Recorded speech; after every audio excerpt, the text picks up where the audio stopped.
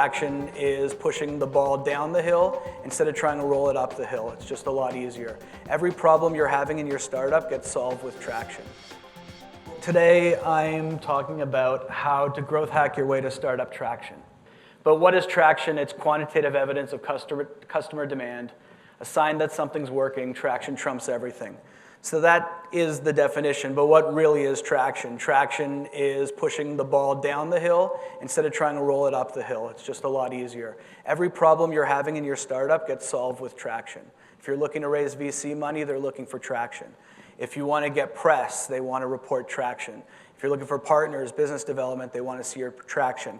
If you want to hire the best employees in the city, they want to see traction, because the best employees are obviously getting offers in different places. So traction trumps everything. It's the only thing at the beginning of your startup that you need to worry about. So what does traction look like? It's not 10,000 Facebook fans. It's a positive ROI on your ads. It's not app downloads, because anyone can pay to get app downloads. It's people coming back and using it on a weekly or a daily basis. It's not emails collected. It's paying customers that are willing to solve a problem with the solution that you're selling to them. When you think about this stuff, think about the stuff that can't be faked. All the stuff in the left-hand column you could buy with money. The true engagement stuff is the stuff that the VCs and the press and your employees are going to be looking for. Sean Ellis, who's like the godfather of growth hacking, says interview your customers, and if 40% of them say they'd be extremely disappointed if they didn't have access to your service, then you know you have traction. So I wrote a book. It came out a couple days ago. It's a book on growth hacking. It started as a blog post and got out of control from there. It's kind of like a recipe book for marketers. We also interviewed the heads of 9 really fast-growing companies like Shopify and Zenefits and Frank and Oak to try to find out what their secret sauce is. And then we talk about a whole bunch of different software and tools and stuff that make non-technical marketers, the target of this book, people like me who don't know how to code but have a whole bunch of ideas and don't want to have to wait for IT to come and prioritize me in. This is for that type of a marketer. So this is Sean Ellis's 3 stages of growth, or 3 stages of startup: product market fit, transitioning to growth, and growth. I saw the curriculum for this course. It looks a lot like this triangle. And today we're going to focus on product market fit, which I think is a stage that a lot of you guys are at with your businesses. So basically, I took all the recipes and growth hacks in our book that target product market fit, and I squeezed them into this crazy overview that I'm going to show you right now. But don't take notes. Don't just get into it. Watch it like a YouTube cat video. I'm going to make it so easy for you.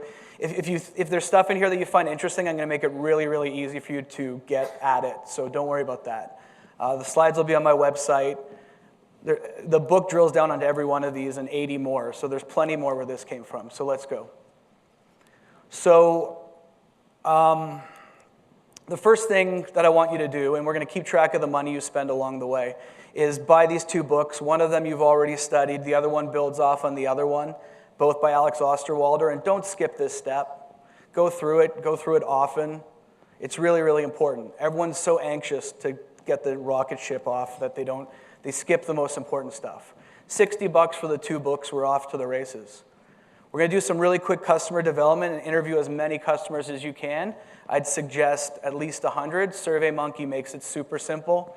$30 a month. There's free versions too. A lot of times I'm putting money up here, but there's actually a free trial that you could use until you see some signs of life. So I'm just adding the budget because I like some of the premium features, and I'll explain them.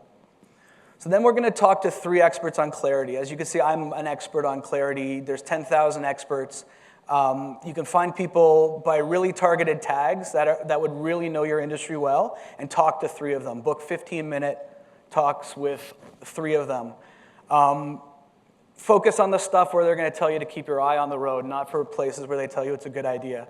Because I'll tell a lot of people it's a good idea, but what I really want to know is what I really have to watch for. So spend $150 on clarity, talk to 3 people. It's such a great hack in terms of getting really knowledgeable advice. Then you're going to figure out your unit economics. We could spend 20 minutes on this, but basically you want to know how much a customer's worth to you over the life of it, and you're not going to know that. People are going to expect you to have a really good answer for it, but you're not going to know. There's going to be a whole bunch of guesses.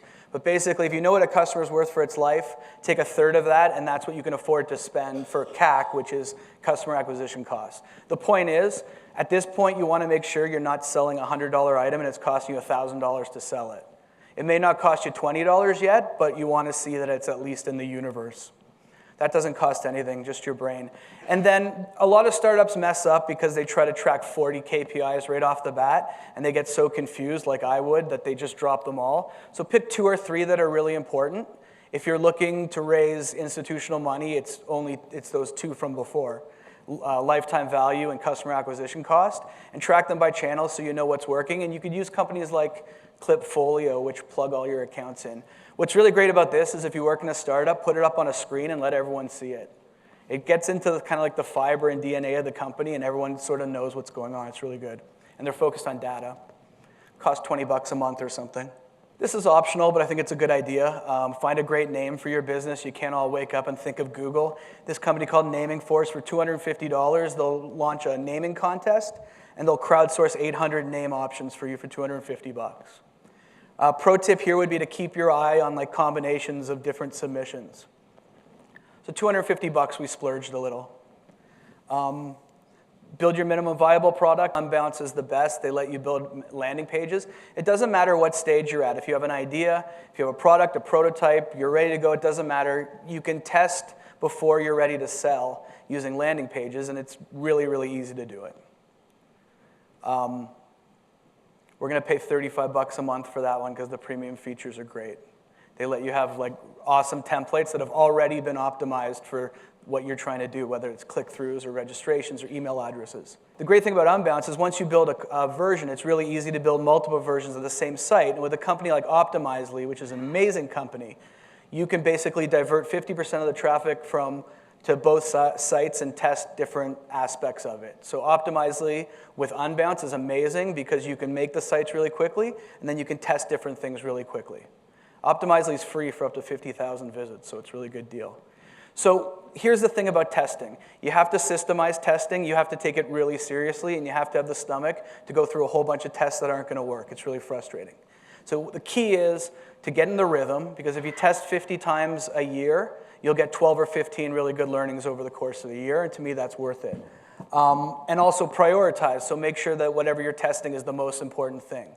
An example from the book, one of the hacks we call the decoy effect, and it's basically just the effect of adding a plan B instead of just the plan B to the ABC, moves people to the middle plan because of the whatever psychological signals. It just works. So, well, not necessarily it just works, but it's easy enough to test using those 2 software providers that why not test and see if you can get 50% more out of every customer.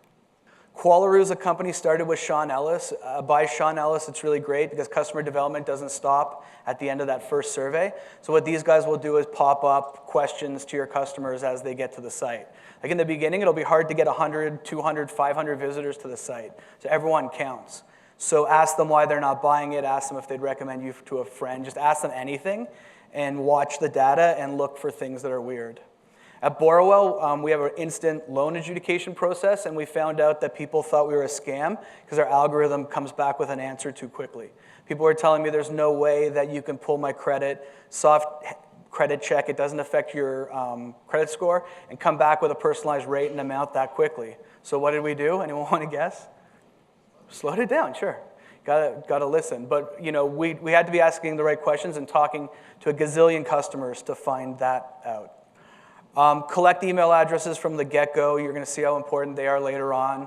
A company like SumoMe is $20 a month. They let you put these things on and collect email. Even passively, if you do a crappy job, you're going to collect a whole bunch of emails. But think about it, like if 40 or 50% of people are bouncing and you're converting 5%, if you're really good, what's that 45% in between doing? Collect some emails. The SumoMe and MailChimp will talk to each other so you can start collecting and segmenting your emails in MailChimp. This is really good for being able to scale marketing later on, email marketing later on, because you can really do a lot of personalization stuff with MailChimp right now. MailChimp's free up to 2,000 customers and then goes up slowly from there. Hotjar, install Hotjar. It's really easy to install. Even I could do it. It gives you over time heat maps where people are clicking on the site. If you have forms, it shows you how long they're spending on each field, so you can get really good data.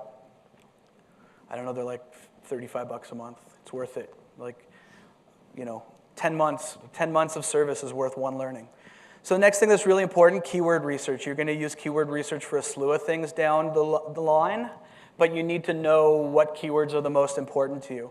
So there's two tools I use. One's paid, one's free. The free one at the bottom is Google Keyword Planner. I'm sure a lot of you have seen it before, but it gives you a ton of suggested search terms for different queries, and it shows you the amount of average monthly searches, the competitiveness, and how much the click should cost.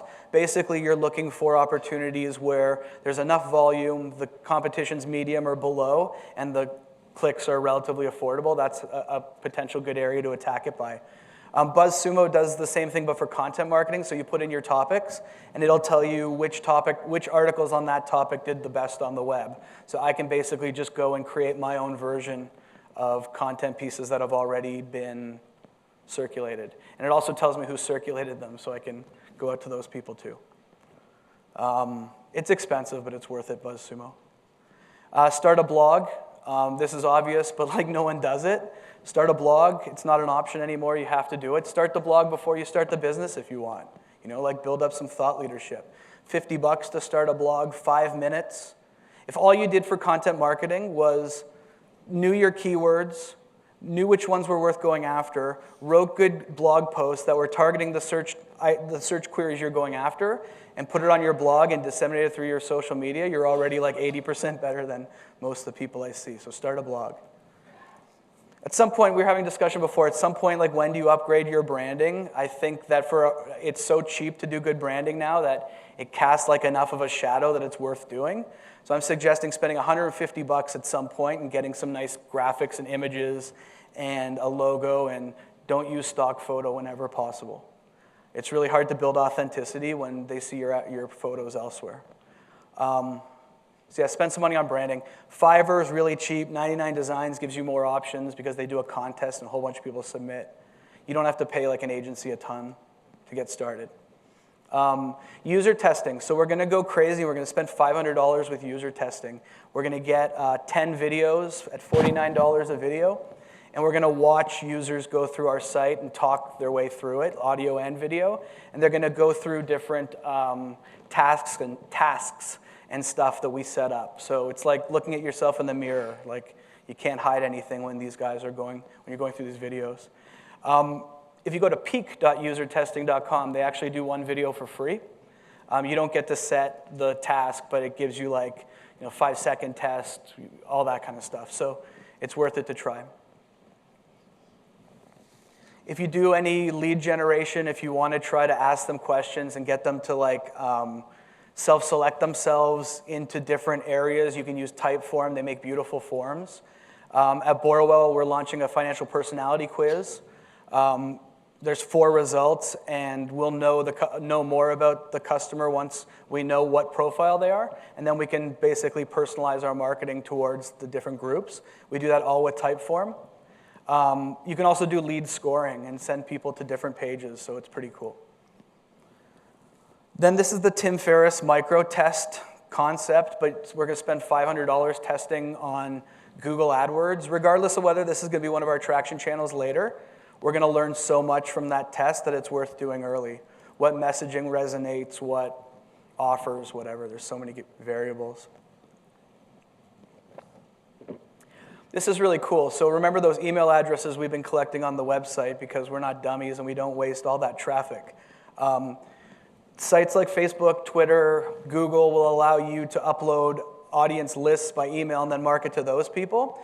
So before we hit these guys with the big ask, let's show them 4 or 5 brand messages and warm them up a little bit.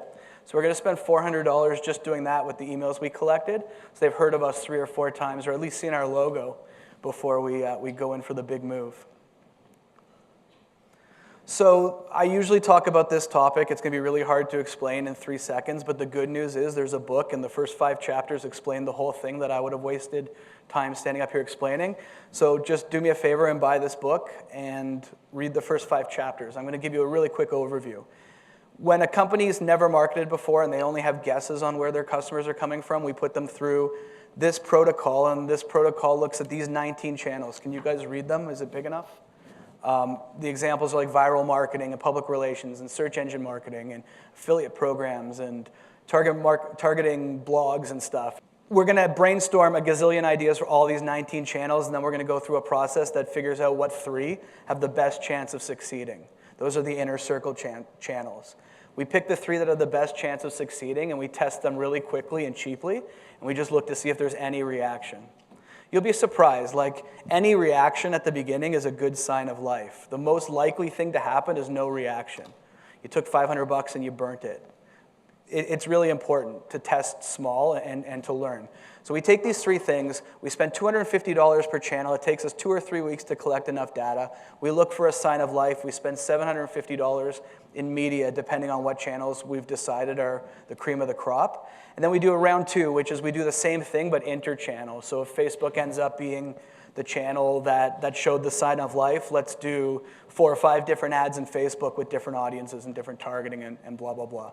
So that's another $750 or $800. So $4,000, 65% of that's media that you'll only spend if you see some sort of sign of life. But like this $4,000, if deployed in a sort of growth hacker way, could save you so much money and time. Like the best news you can have at this stage, not that it's the best news, but like find out in a month and for $4,000 that this idea you're about to spend 2 years and $500,000 on is bad. Like that's the winning time to find out right at that moment. And this is the stuff that just makes sure that you're talking to the customers all the time.